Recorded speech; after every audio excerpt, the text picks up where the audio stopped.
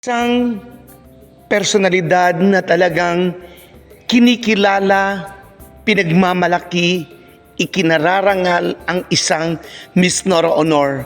Siya ang nagsabing napakababa ni Ate Guy at sinabi niya pa na talagang siya ay napaiyak ng gabing yon at sabi niya talagang si Ate Guy ay very accommodating. At talaga namang habang pinapanood ko ito, talagang pumapalakpak ang aking tenga at tumatayo ang aking mga balahibo. Sino kaya ang tinutukoy ko na personalidad at meron pa siyang kasamang isa sa kanilang programa? Ang lahat ng yan ay ating pag-uusapan, pakikinggan natin mamaya sa pagpapatuloy ng Heart's Expression.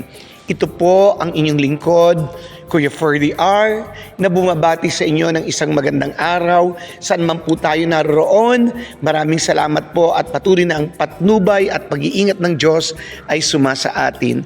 Nagpapasalamat po ako sa patuloy na pagtangkilik ninyo ng Heart Expression, sa lahat ng sumusubaybay, sa lahat ng mga nag-subscribe na, sa mga nagla-like, nag-share ng video, at salamat po tinatapos nyo po ang YouTube channel ng Heart Expression sa tuwing nanonood po kayo nito. At sa mga hindi pa nag-subscribe, please subscribe po natin ang YouTube channel na Heart's Expression. Maraming salamat po. At sa pagpapatuloy, alam naman po natin na talagang si Ate Guy ang tinaguriang reyna ng pelikulang Pilipino at talaga namang si Ate Guy ay hinahangaan. At talaga namang kapag sinabi mong Miss Nora Honor, hindi basta-bastang tao yan. Kung gaano man sasabihin natin, yung sukat ni Ate Guy hindi siya kataasan, pero tingnan natin, kahit sinasabing maliit ang sukat ni Ate Guy, pero ang pangalang Miss Nora Honor ay talagang nirerespeto sa pelikulang Pilipino at hindi lang dito sa Pilipinas kundi sa buong mundo.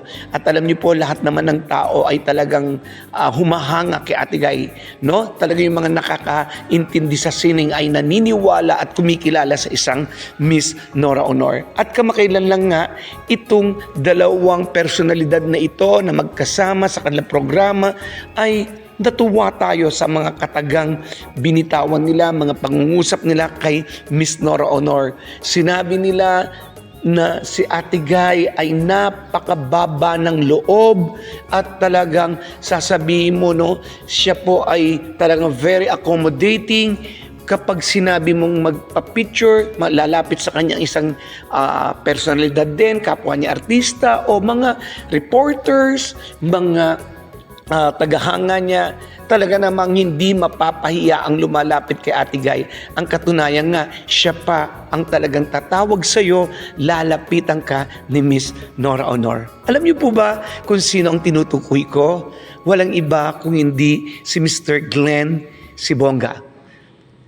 Ito po ay sa programang The TT Show. Ito po yung talakayan, no po, na pinag-usapan, of course, kasama po si ang kagalang-galang na si Alwin Ignacio.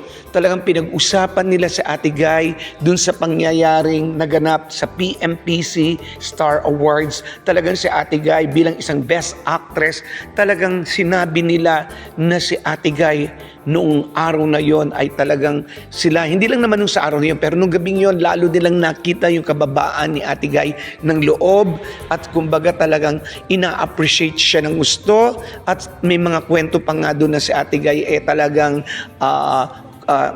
pinasalamatan ni Mr. Glenn at sabi ni Ate Guy, hindi, siya pang nagpasalamat. Salamat sa inyo sa PMPC at naiyak daw, naluha ang reporter na ito o celebrity ano man ang tawag sa kanila, no po, talagang nandyan na talagang nirespeto sa Ate Guy. And sabi pa nga ni Mr. Alwin, no po, Alwin, sabi niya Santiago Ignacio na si Ate Guy talagang siya ay si Ate Guy ay masyado siyang accommodating. Hindi ka mapapahiya sa isang Miss Nora Honor. At talagang sabi nga kahit na movie queens pa nabanggit ka rin kasi si Miss Maricel Soriano, sila yung mga hinahangaan na nila na artista. Of course, si Ate Guy, na nandun sila sa entablado ng gabi yun, na tuwang-tuwa, na sabi niya gustong-gusto niyang nakikita at ginagalang niya ang mga movie queens na ito. Of course, lalo na si Miss Nora Honor. Salamat po sa inyo, Sir Ignacio at Sir si Bongga, Kuya Glenn, at syempre kay Mr. Alwin. Salamat po sa inyo at talagang ganun lang paghangad nyo kay Ate Guy. Salamat mga Noranians. Ito po si Kefir DR na bumabati ng As Long As There's Love We Will Stand, and to God be the glory. God bless us all at mabuhay.